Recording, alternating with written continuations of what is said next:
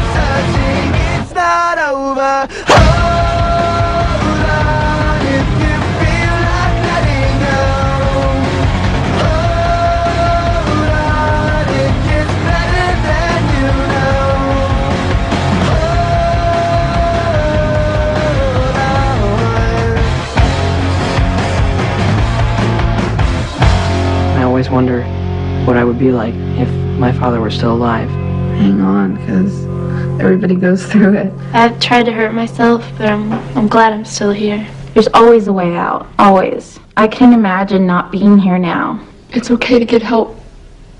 You're gonna miss out on so much. Hold On by Good Charlotte was, I think, the most apt way of introducing our topic for today on GMSL, which is suicide. And suicide is something that seemed to be having a recurrent effect in the news and media in the past couple of weeks and months, and we thought this is a topic that we really needed to grapple with today on GMSL. And our first guest is someone who is an expert in the field and one of the best sources of knowledge that we can have. It's Dr. Harishchandra Gambhira, the consultant psychiatrist at the National Institute of Mental Health. Doctor, thank you so much for being here with us this morning. Doctor, if you could tell us about the statistical background to suicide in Sri Lanka as it is currently? Yeah, suicide is prevalent all over the world. Approximately 1 million people kill themselves per annum throughout the world. Okay. And Sri Lanka is considered where we have a very high suicide rate. In fact, from 1985 to 1995, our suicide rate was highest in the world. That was approximately 44 per 100,000 persons. Okay, so we were the highest in the world. Highest in the world in considering male. Okay. The female suicide rate was slightly low. Okay. As far as male suicide are concerned, it was highest in 1995. Okay. However, there were several measures were taken by the Ministry of Health, by the government to reduce, and it has come down now to 22 per 100,000 population. Okay. 22 is still high, but it is not as high as in the other countries where we can see very high suicide rates in some states of India, in rural China, and some former USSR countries. Okay. However, our suicide rate is still higher because the average suicide rate is considered about 10 per, approximately 10 per 100,000 population. Okay. Therefore, it is higher, but still the male population, male suicide remains higher than female. So if I were to ask you, why is it that it seems the statistics reflect that the male suicide rate is higher than the female? Is there a causal factor there? Specific factors have not been identified, but that is the pattern all over the world, especially in male suicide in elderly age group. Their suicide rate is higher. In Sri Lanka, what is the highest peak in the age groups? What age group tends to commit suicide most? It's commonly in younger age, that is in third decade. That means 20 to 30. In fact, that is the second commonest cause for death in younger age groups. Okay, that is a very significant issue. That remains second commonest cause. In fact, in United States of America, where suicides are again high, it remains third commonest cause. But in Sri Lanka, it is the second commonest cause in younger age groups death. I see. So what are the most common ways of committing suicide in Sri Lanka? What is the most abundant? In Sri Lanka, the commonest cause remain as pesticide. Okay. At least very lethal pesticides. Prevalent all over the country because it's agricultural country, and small scale farmers, they store their pesticides at home, therefore it is commonly access. Okay, but it was very common in early in the 1985 to 1995. However, it has come down now. Okay. Therefore the general suicide rate has come down, and also suicides due to pesticide also come down. One reason is that because some measures have been taken to reduce its access availability, and at the same time the Ministry of Health has taken measures to treat people as early as possible. The toxicology centers are available, treatment facilities are available, and special treatment centers have been built in hospitals to reduce the death rate after taking pesticides. Therefore, that death rate has come down. Okay. So you have mentioned that the main cause for suicide are depression and other psychiatric illnesses, and approximately 50% of successful suicides are due to depression. So if you could tell me a little bit about the sort of the mental health background to suicide. In fact, suicide is a mental health issue. More than 90% of people who kill themselves are mentally ill. Okay. More than 90%. And out of people who kill themselves are suffering from depression. Depression is a very serious illness that they give up idea of living. In fact, approximately 20% of people who are having depression kill themselves. So just to clarify, sir, now like you said, most of the cases it's in rural areas. You have mostly farmers taking pesticides. So is this depression, or is this like social factors like poverty that really come into play? Yeah, now I said all the suicides are not due to depression. More than 50% of depression are due to more than 50% of suicides are due to depression. Okay. Therefore, the other causes remains these adjustment disorders and other mental illnesses like schizophrenia and other acute reaction to stress.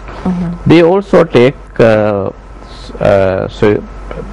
pesticides to kill themselves, and some of them, those who are having acute stress reactions for stressful situations, they may not have very clear intention to kill themselves. Okay. But because of the lethality of the measure that they take, especially pesticide in rural area, which is available to them at home itself, can kill. Okay. That is one reason. Okay. Therefore, it is not that all those people who kill themselves are depressed. There are other reasons other than depression. And the other mental illnesses I mentioned is schizophrenia. 10 to 15% of schizophrenic patients kill themselves. So it's also a commonly thought of concept among lay people that people who attempt to commit suicide are also just crying out for attention. How does this come to play? A small percentage of people who try to kill themselves. We call it deliberate self-harm. We earlier call it attempted suicide, para-suicide. Now we call it not suicidal attempts, deliberate self-harm. Okay. In fact, for their problems they seek attention. That's a very small percentage of people. Those are attention seekers. In fact, in the past, those people also took pesticides. But how do you know the difference between someone who seriously is very seriously contemplating suicide and someone who just wants to harm themselves to get some attention? In fact, that is this clinical expertise that we train. Okay. We do something called mental state examination. Okay. Where we assess the risk of suicide due to the mental illness.